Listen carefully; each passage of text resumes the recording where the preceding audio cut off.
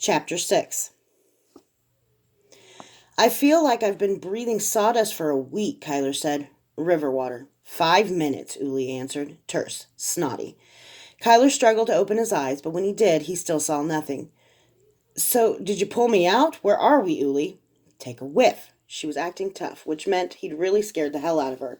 Is this what little girls do? He got half a breath in before coughing on the stench. They were in Mama Kay's boathouse on the Plith. Nothing like warm sewage on a cool night, huh? Uli said. Kyler rolled over. Thought that was your breath. Which smells as good as you look, she said. You ought to be respectful. You ought to be dead. Go to sleep. Do you think domineering is cute? You need to sleep. I don't know what dumb earrings have to do with it.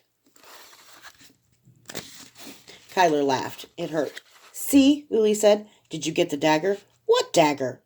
Kyler grabbed her by the front of her tunic. Oh, the one I had to use a pry bar to get out of your shoulder, she asked.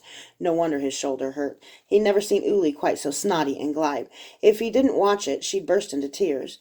It was one thing to feel like an ass. It was another to feel like a helpless ass. How long have I been out?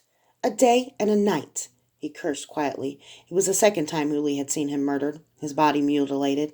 If she had an ironclad conviction that Kyler was coming back, he was glad. He had promised her that he would, but he'd never known. All he knew was that he'd come back once. The wolf, the strange yellow-eyed man he'd met in the place between life and death, hadn't made any guarantees. Indeed, this time Kyler hadn't met him at all.